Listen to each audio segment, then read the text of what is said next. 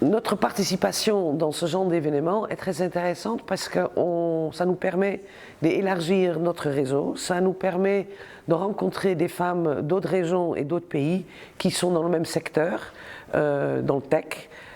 et qui puissent s'inspirer des unes et des autres, et surtout on peut ramener des informations et surtout des expériences par rapport à notre réseau à nous et nos members. Je pense que c'est toujours très intéressant d'utiliser les connaissances des unes et des autres, puisque les femmes ne sont pas toujours aussi enclins et réseautés. C'est quelque chose qu'on fait beaucoup moins que les hommes, et ce genre d'événement est vraiment intéressant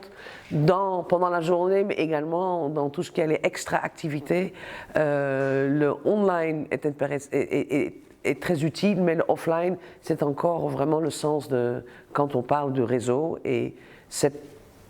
event traduit entièrement le fonctionnement de ce mot.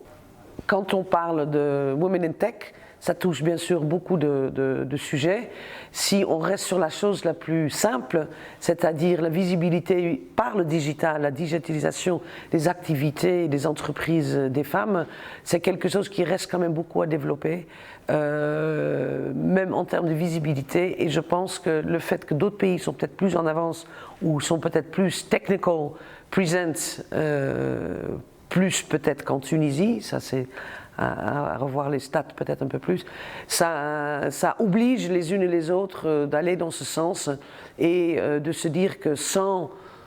prendre le pas tech ou digital, on ne survit pas, et c'est une vraie chose à mettre en place